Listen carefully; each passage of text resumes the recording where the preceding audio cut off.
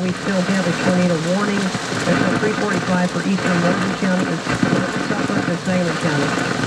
So if you are in that path. I was at the post office, and while I came outside, I heard this like freight train sound just coming this way. And then next thing you know, you just hear a bunch of cracking noises. I was kind of intrigued. I want to stay there and watch it for a little bit. But then when all the trees started coming down, I thought it was time to run. So I just yelled for the dogs to come downstairs. One came downstairs, one stayed upstairs. Apparently it was safer upstairs because the basement wall blew in. So, but that's okay. We only have a couple broken windows, some trees down on the house. One of the basement walls blew in, but there's just, the whole property was trees and they're all down, so. And I was coming and I stopped at the bowling alley where my daughter was because I couldn't see. And then I got a phone call and they said, you better get home. Out the tree line behind me, and as you can see, my whole front, the back is lots of tree damage, but I'm worried about the foundation.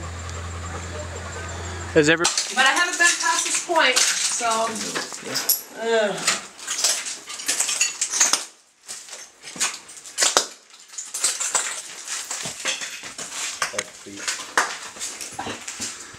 See, this is what.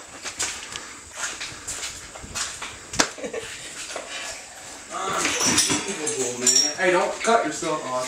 Tinker, don't let the dogs in. Tinker, come here, baby. So, as you can see.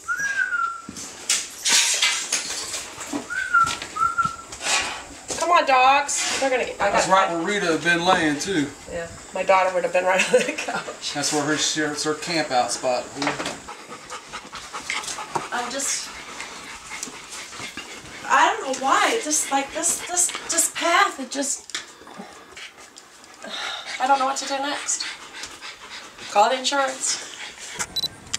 I was making light of it. I told them, I says, here, hold mommy's phone, and they didn't have no shoes on. I didn't have no shoes on. And Michael didn't have a shirt. He says, I'm going to go get a blanket out of the TV thing. And everything, the pressure was unreal, and my ears started popping, and the house started creaking. I turned around and I threw myself on top of my kids, man. I had them like this, and I just started praying. And my dog had his nose pressed against me the whole time. And then everything went still. I heard water pouring into my basement. And so that's how I knew it was bad, between the creaking and the water. And I didn't know how to get out. And so I didn't have a signal, so I knew if I went to the TV room I might be able to get a signal. And I made it there, and I did get a signal, and it's only rare do you. I mean, it was by the grace of God I got one. And I called Michael and I screamed at him. I was too scared to get out of the basement, you know, and he's like 5 minutes. Well, 5 minutes seems like a year.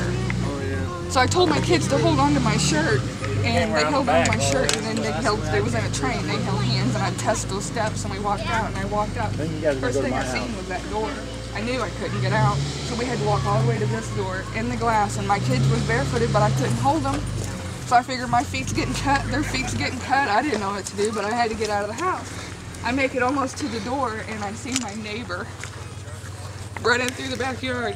I started crying a little bit, you know, and he handed my kids off, and he says, he had a kid on each hip. It was Larry Ritchie. And I start crying a little bit, and he says, here, he was going to pick me up too. How he thought he was going to pick me up with a kid on each hip, I have no idea. And I'm telling him, no, I'm okay.